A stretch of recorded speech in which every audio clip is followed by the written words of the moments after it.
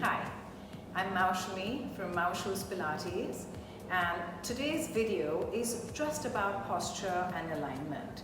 So we're going to set up a series of videos for all of you to use from your homes. They're going to be really simple, and there are certain key elements in the way we move from Pilates, because as most people know, Pilates is a core training workout which works on posture and alignment, and we move from inside out, right? So we're going to just think about our posture and get into that alignment so that as we work, you are familiar with some of the words that I use as well as where I would like your body to be.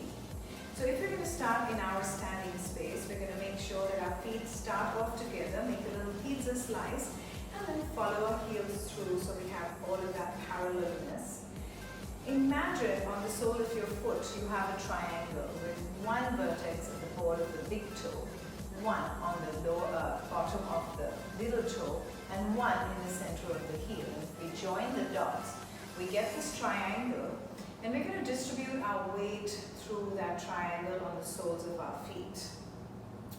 Keeping our knees soft and taking our fingers to these little bony prominences right here, which I like to call headlights.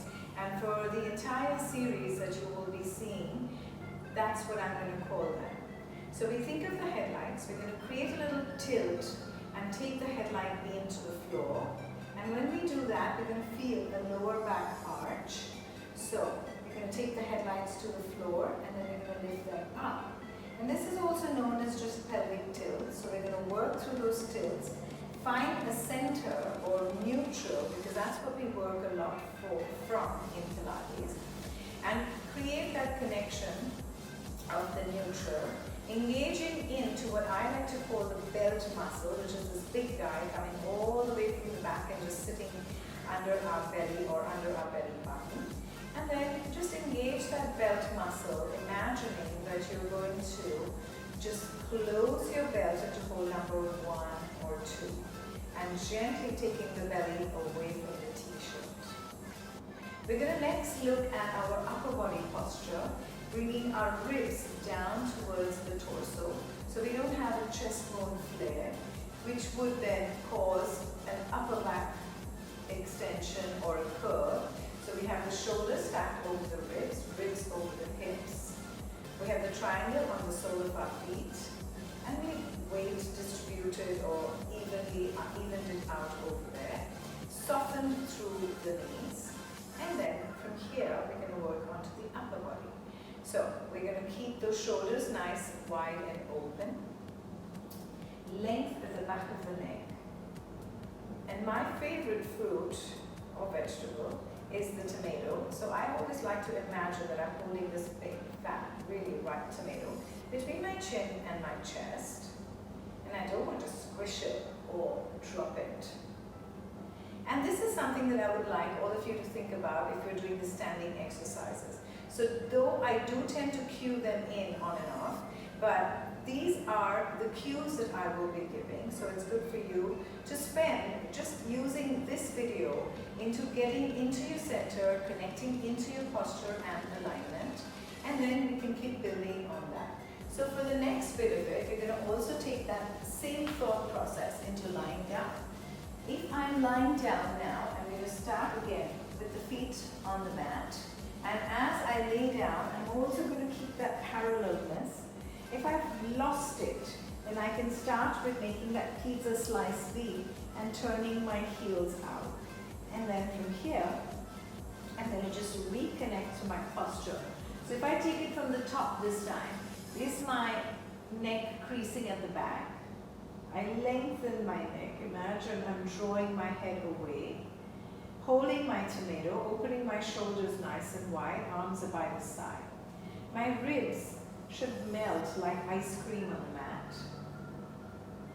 And then I take my fingers onto my headlights, create a little tilt, and find that neutral where there's a little hollow below my spine, and imagine that you put a grape or a small lemon, depending on how your neutral is, below that hollow of the spine, making sure we're not squishing it. Get into that connection through your belt muscle, keeping your knees pointing up to the ceiling and parallel, keeping your heels in line with your sit bone, and again parallel at the bottom. We can take that alignment into lying down onto our sides, where we just turn over, length on the bottom arm, and rest the head.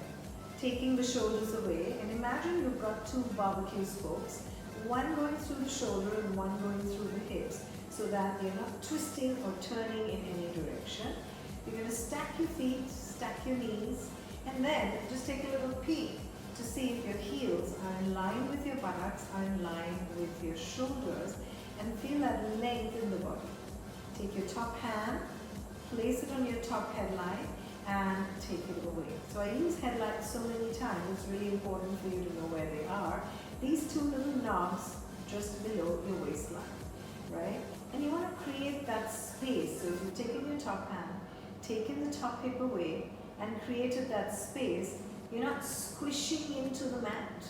And now you can take your grape or lemon and place it just below your waist here, just to give you that visual of keeping that space, or creating a little, like a tunnel, through which maybe you can pass a couple of slips of papers. And this is your position for your sideline. Taking that to the final position for now, and that's on your tummy. You're just going to keep the forehead, and maybe use a head pad under your forehead. Line your forehead, nose, and chin. Open through the shoulders. Place your hand on the hollow of your back and take your belly away.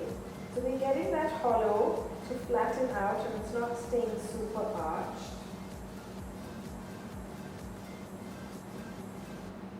And then we can just work with this so that you have just the starting of Pilates, finding your posture, finding your neutral, using it in different positions, from standing to lying on your back, to lying on your side and on your tummy. Posture training to some more positions, right? And we spoke about the alignment of the head, neck and the shoulders, the ribs and the headlights. So taking that into a kneeling position, I'm going to turn just for you guys to check for yourself on where you need to be. Your tips of your ears should be just above the shoulders without the chin poking out. Holding that tomato, aligning through the shoulders. The shoulders are also away from the ears and not crouching forward. So nice wide open smiling collarbones. And then headlights are gently pressing forwards, connecting into those glutes and wrapping that belt muscle, watching where the headlight is focused. Is it tilting down or up? And we want to get that alignment going towards the base of the floor or in a diagonal. And that's your kneeling position. We can then take that to a sitting position because we do a lot of movements in what is called a mermaid sit or cross-legged sitting, or then in long sitting. It could be either of the sitting positions depending on what you're doing, but the posture remains the same. From the top of the head, tips of the ears, open through the shoulders, the ribs are melted, engage into the belt muscle. But here we want to feel equal weight on both the sit bones. And that applies to any sitting position. Taking that into our all fours, we're going to take our hands slightly ahead of the shoulders always. Turn from the elbows so that the crease of the elbow here, we call it the eye of the elbow. So turn the eyes of the elbows to face in towards each other. Elbows are soft, shoulders are away from the ears. Press through the heel of the palm and lift through the chest bone. Align the top of your head to your tailbone. Imagine you have a tray of beautiful glasses balancing on your back and you don't want to spill it. From here, we're going to keep the tailbone tailbone pointing towards the heels rather than tucked underneath. So we have that nice little hollow in our spine. And think of lifting the chest bone and the belly away from the mat.